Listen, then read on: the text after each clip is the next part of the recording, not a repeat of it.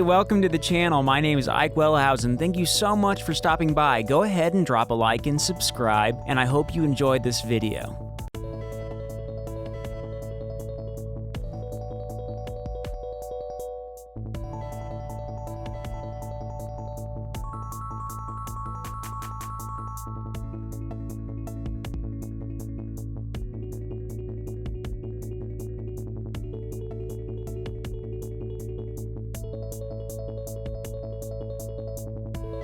Sasha is an absolute sweetheart. She's just the cutest little, Pomeranian type dog.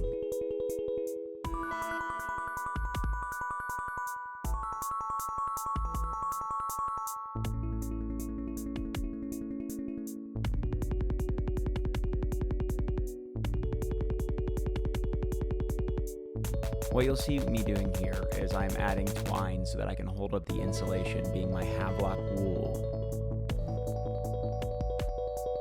It's important to make sure that you have enough insulation in the ceiling so that whenever you start putting up all of your cabinets or whatever else you may be building up from the top, you want to make sure that you don't let a bunch of air make its way through the vehicle. And I waited to do the ceiling this late in the game because I had wanted to make sure that the solar panels were installed and that all of the lights and electrical in the ceiling part was working, and that I didn't have to re-drill anything or do anything that was extra in terms of, oh, I messed this up or I forgot about this. So I finally made it to the ceiling and adding the insulation therein.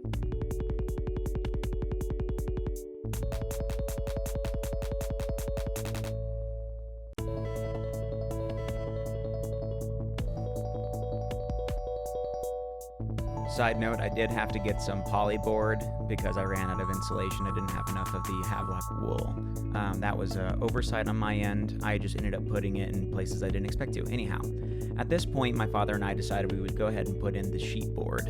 This is sheet board that you would naturally have on a wall in like a laundry room or something, but it's a lot more pliable, which works really well for the inside of the van, as well as it's very, it's not very thick, so that I didn't want to lose any extra room on top, as I was already losing about 2 inches just due to having insulation and the wires in there and all of that.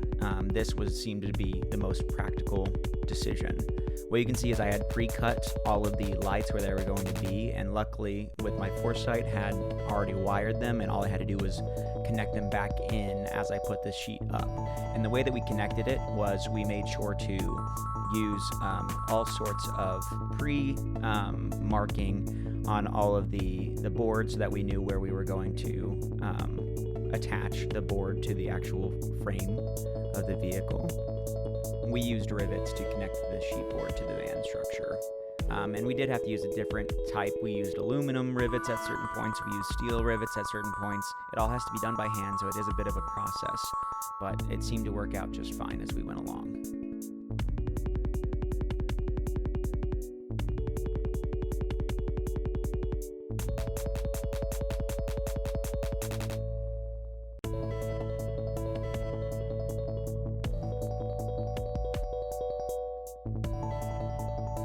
You really do have to be very careful at this point in the process.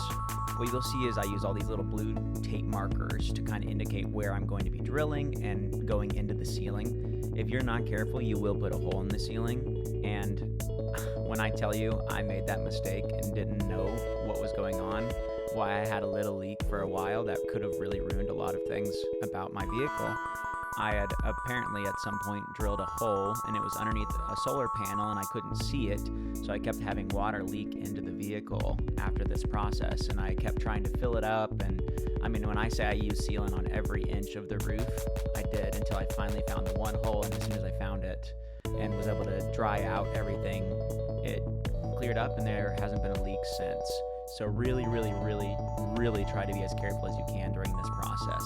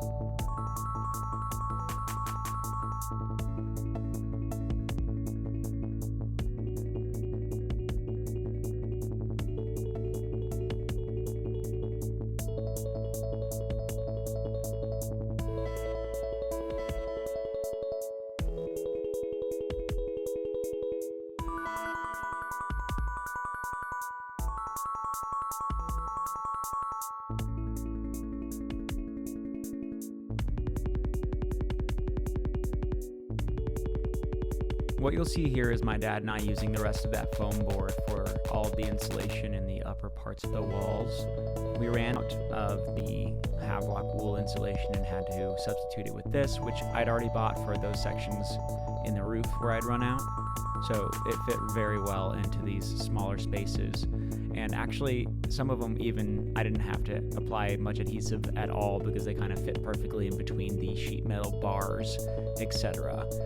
Biggest things I had to do were cut out where all the electrical would be coming from, and I think that was also one of the more difficult parts of framing and messing with everything insulation and wall-wise just in general.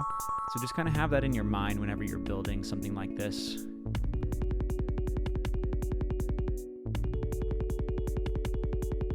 Once I got all this insulation in, I had the crazy idea that maybe I don't need any extra paneling whenever I'm putting up my cabinets later. So you'll see the side that my father is working on, which is technically the driver's side.